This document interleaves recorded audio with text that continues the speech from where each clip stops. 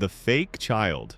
Kate and John Coleman try to rebuild their lives after the traumatic loss of a baby. To fill the devastating emptiness and give their family a fresh start, they decide to adopt a 9-year-old girl named Esther. She seems perfect at first glance, but there's something deeply disturbing about the way she behaves. Esther paints macabre pictures, coldly observes everything around her, and shows a level of maturity that doesn't match a child. Little by little, her presence begins to completely affect the family. Esther's violence begins when she deliberately pushes a classmate off the playground slide. Max witnesses the attack, and Esther immediately threatens her in sign language to keep quiet. She intentionally provokes the older son, Daniel, creating dangerous situations that almost get him killed. And when confronted, she lies without hesitation, turning the whole family against Kate with fake tears. The result? Everyone believes Kate is the real problem, an unstable mother projecting her pain onto an innocent child. Only she realizes there's something deeply wrong with that girl who talks like an adult, dresses like an adult, and looks at John with a desire that is not childish. The tension explodes when Esther tries to explicitly seduce John.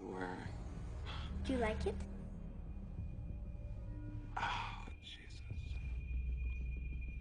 Her behavior goes catastrophically beyond a simple childhood emotional disorder. It's something perverse. Kate, completely desperate and with no one believing her, obsessively searches for answers in the medical records of the orphanage Esther came from. She finally discovers the devastating truth. Esther is not a 9-year-old child. Her real name is Lena Clammer, a 33-year-old woman with a rare medical condition that permanently gives her the physical appearance of a child. Lena spent decades of her adult life posing as an adoptable child, infiltrating vulnerable families, seducing adoptive fathers, and murdering anyone who stood in her way. Esther didn't want a loving family. She wanted a husband, and she was willing to eliminate anyone who stood in the way of her sick desires. When she realizes Kate has discovered the truth and that her charade is over, the calculated manipulation completely falls apart. Esther turns to open violence, trying to kill Kate and Max in a desperate sequence that ends on the frozen lake. It's there, in that final confrontation, that her true age and strength are finally revealed before she is defeated.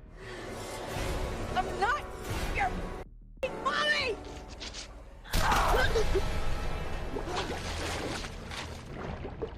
The hidden brother, Madison Mitchell, lives in a nightmare that becomes more and more real and terrifying. After years trapped in an abusive relationship with her husband, her life turns into chaos when he is murdered inside their own home by a mysterious figure. The police find no evidence, there's no logical explanation, and Madison becomes the main suspect. But the real horror has only just begun. Since that fateful night, Madison starts having horrific and vivid visions of murders that continue happening in real time across the city. Women being slaughtered, doctors being killed, victims begging for their lives. But the scariest part is that she sees the crimes exactly from the killer's perspective, as if she were inside his body, unable to move a single muscle. Each vision leaves her more terrified and confused. As the terror escalates and more bodies appear, Madison begins to recover traumatic and repressed fragments from her childhood. Memories of an imaginary friend named Gabriel, who psychologically manipulated her, whispered violent threats, and forced her to do horrible things. The police investigate. Her adoptive sister tries to help. Everything points to demonic possession, a vengeful ghost, or a supernatural entity that escaped from Madison's past. But when detectives finally access her childhood medical records, the truth revealed is horrifying.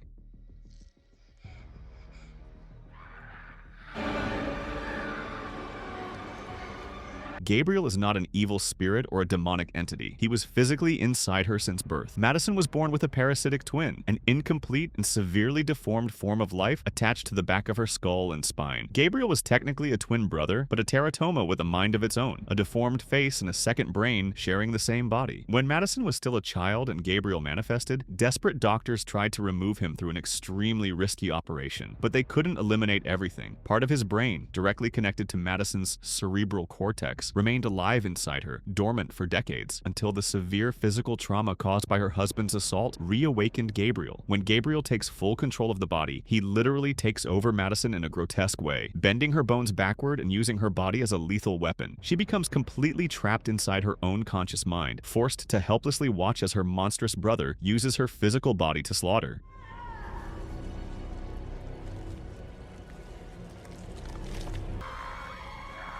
In the final mental confrontation, Madison must desperately fight for her own autonomy, pushing Gabriel back into the mental basement, a psychological space where she locks him away again, finally regaining control of her body. The perfect wife. On their 5th wedding anniversary, Nick Dunn comes home on the morning of July 5th and finds the living room in disarray, furniture overturned, broken glass, and his wife, Amy Dunn, completely gone without a trace. The national media immediately turns the case into a media spectacle. Amy is not just any woman. She is Amazing Amy, the real-life inspiration for a famous and highly profitable children's book series written by her parents, known nationwide since her childhood. The more the police investigate, the more disturbing evidence appears, and the more the American public turns against Nick. Type AB bloodstains, Amy's rare blood type, hastily cleaned from the kitchen floor. Secret credit cards maxed out with extravagant and suspicious purchases. An intimate diary full of accusations of psychological abuse and domestic violence. Everything seems to methodically point to one conclusion. Nick murdered the perfect wife and is trying to cover up the crime, and the guy doesn't help himself. He shows up smiling next to his wife's missing poster. He cheats on Amy with a young student. He lies to the police repeatedly. Public opinion convicts him even before trial. But Gone Girl is not a movie about a psychopathic husband killer. It's a movie about a brilliant, calculating, and dangerously vengeful wife. Exactly halfway through the narrative, the film radically shifts perspective and reveals the truth. Amy appears completely alive, calmly driving down deserted back roads, staying in cheap motels under a false identity. And as she drives, she coldly narrates how she framed her own husband through months of planning. She fabricated an entire fake diary describing years of abuse that never happened. She strategically spread her own blood around the kitchen, in a pattern suggesting a hastily cleaned crime scene. She secretly bought expensive gifts on his credit card to simulate financial problems. She meticulously planned every detail so Nick would be convicted, executed by the state, and she could disappear with the life insurance money. She is not the innocent, helpless victim. She is the meticulous author of the entire narrative. Amy wanted to punish Nick for becoming mediocre, for cheating on her, for no longer being the perfect man she created when they married. When her hidden money is stolen and life on the run threatens to collapse her plan, Amy changes strategy. She seeks out Desi Collings, a wealthy and obsessed ex-boyfriend who still adores her in a sick way. Amy arrives at his estate crying, bruised, and fabricating stories that Nick tortured her, that she desperately needed protection and refuge. Desi, still completely in love and manipulable, immediately takes her in. And inside that isolated mansion of a man who would do anything for her, Amy finds an even more macabre and brilliant way out. She lets herself be filmed by security cameras as if she were a captive hostage. Then she seduces Desi during a night of wine and intimacy, and at his most vulnerable moment, Amy brutally kills him. She drives back home covered in blood, dramatically entering in front of TV cameras as the heroic wife who survived her obsessed kidnapper. America instantly embraces the warrior survivor woman with open arms. Now Nick, completely innocent and absolutely desperate, knows the entire truth perfectly, but can't prove a single thing. The security cameras show exactly what Amy planned. Desi's body confirms her narrative. The FBI fully believes her. Amy confesses everything to Nick in private, coldly and without remorse, and then reveals her final devastating trick. She used Nick's frozen sperm, stored at a fertility clinic from the past, to artificially inseminate herself without his consent. Now he is permanently trapped in the marriage. He can't leave her publicly. He can't expose her. He can't run, not without looking like the monster husband who cowardly abandons the surviving wife and the innocent baby that all of America celebrates. What are you thinking? How are you feeling? What have we done to each other? The Tattoo.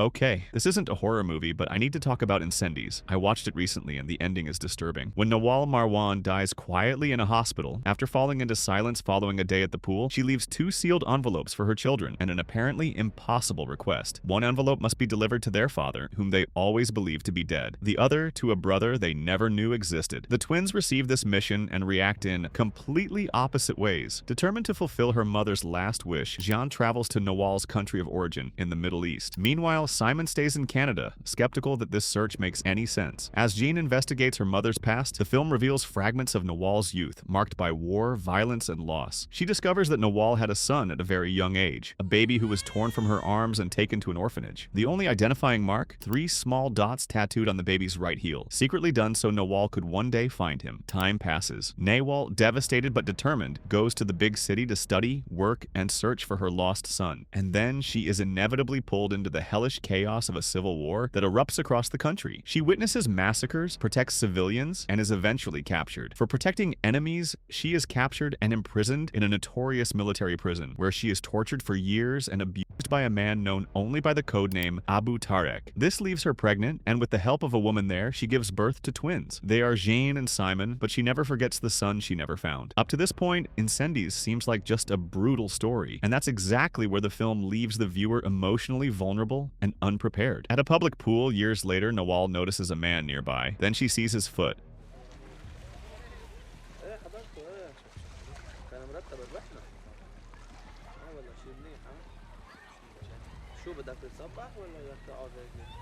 For a fleeting second, it seems she has finally found her son. She approaches him, tries to speak, and then she realizes something terrible.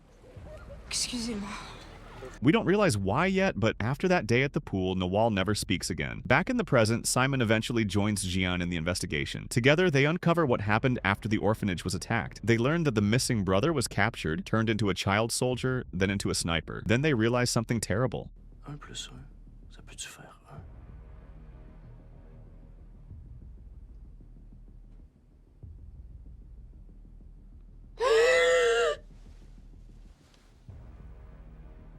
Their missing brother eventually became the torturer known as Abu Tarek. The realization lands without music, without explanation, without dialogue, just the pure horror of understanding. Abu Tarek was not just an anonymous monster, he was her lost son, the biological father of twins, Jean and Simon, and at the same time, their brother. The twins were born from the worst kind of violence. At the end of the film, Jean and Simon deliver the 2 letters left by Nawal, one addressed to the son and the other to the father. He reads them and only then understands who Nawal was, and what he unknowingly did to his own family.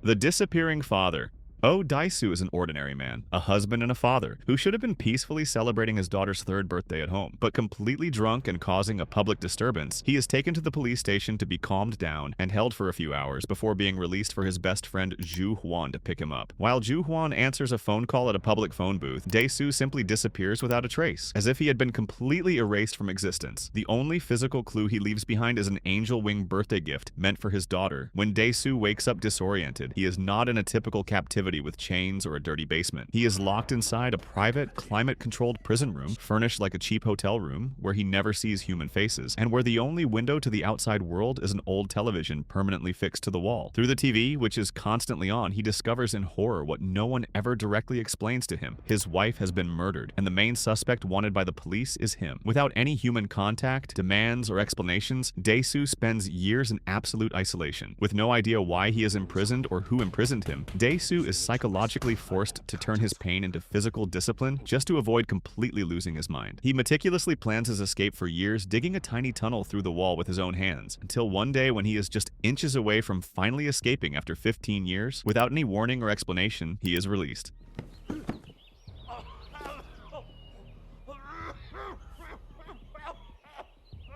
After all those years in captivity, he wakes up on the rooftop of a building, dressed in an elegant suit, with money in his pocket and a pre-programmed cell phone. Disoriented, starving, and barely functioning, he wanders through the city until collapsing inside a small sushi restaurant. There he meets a young woman named Mido, who helps him, feeds him, and listens to his incoherent story without asking too many questions. At first, their connection is purely practical. Daisu is fragile, traumatized, and incapable of reintegrating into society on his own. Mido becomes his anchor, someone who gives him food, conversation, and a temporary sense of safety. Over time, that dependence deepens into something romantic. As Daisu begins his obsessive search for the person behind his imprisonment, Mido stays close. As he digs into his past, the truth behind everything finally emerges. Years earlier, as a teenager, he spread a rumor about Li Wujin and Wujin's own sister, a secret that ended in her death. Wujin didn't want Daisu dead, he wanted him to remember. So instead of killing him, Wujin erased 15 years of his life, then released him at the precise moment where pain could be shaped into something far worse. Wujin manipulated every step of Daisu's life after his release, slowly guiding him toward the final revelation.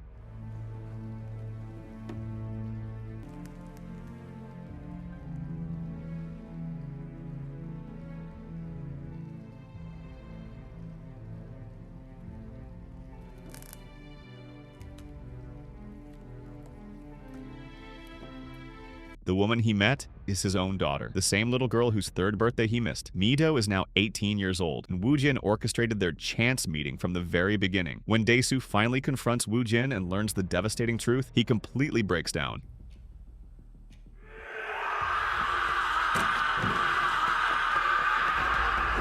He begs Woo Jin not to tell Mido. In his most desperate moment, Dae-soo cuts out his own tongue as the ultimate proof of remorse. Then, in a final twist of cruelty, Woo Jin hands Dae-soo what appears to be the remote control to his pacemaker. Dae-soo, broken and desperate, presses the button, but instead of killing Woo Jin, the device connects via Bluetooth and begins playing the recorded audio of Dae-soo's intimate moments with Mido. Every sound, every word, everything. Woo Jin recorded it all, forcing Dae-soo to relive the moment, now knowing the horrific truth. Then Woo Jin calmly enters the elevator and he pulls out a revolver and takes his own life. The body in the bathroom. A filthy, claustrophobic bathroom, and two complete strangers chained up. Adam Stanheidt, a freelance photographer, and Dr. Lawrence Gordon wake up disoriented and terrified, with no idea how they ended up there. Between them, in the center of the bathroom, lies an apparently dead body, its head covered in blood, holding a .38 caliber revolver in its right hand. Nothing seems to make any sense. Each of them finds a microcassette in their pockets with recorded instructions. Adam's tape simply orders him to survive until 6 p.m. Gordon's tape orders something far more sinister. He must murder Adam by 6 p.m. using any method necessary. Only then will he be able to save his own family, who have been kidnapped and are being watched by a sniper at that very moment. For Gordon, who has already heard about the crimes in the news, it immediately becomes clear they are trapped by Jigsaw, infamous for kidnapping victims and subjecting them to brutal games. The homicide police had already been obsessively investigating the crimes for months, and Dr. Gordon himself had been one of the main suspects under surveillance by Detective David Tapp, an investigator completely obsessed with the case. In a twist, Adam hesitantly reveals that he himself was part of that police surveillance. He had been paid by Detective Tapp to secretly photograph the doctor and follow him for weeks. The tension between the two explodes. Gordon accuses Adam of putting him in this situation. Adam accuses Gordon of being the real Jigsaw. The mystery has no single obvious culprit, and the growing paranoia turns absolutely everyone into a suspect. When the clock is nearing 6 p.m. and Gordon hears his daughter screaming over the cell phone, he makes an extreme decision. To free himself from the steel chain attached to his ankle, he uses a rusty saw. But the saw doesn't cut metal. It cuts only flesh and bone. Gordon ties an improvised tourniquet, bites down on a shirt to muffle his screams, and saws off his own foot. With trembling hands, he grabs the revolver from the body on the floor and pulls the trigger on Adam. Moments later, Zepp bursts into the bathroom, weapon raised, ready to finish the job. But Adam isn't dead. He lunges forward, tackles Zepp to the ground, and in a desperate struggle, smashes his skull with the heavy toilet tank lid. Bleeding out, Gordon drags himself across the floor and disappears through the door, crawling away in search of help, and that's when the plot twist hits.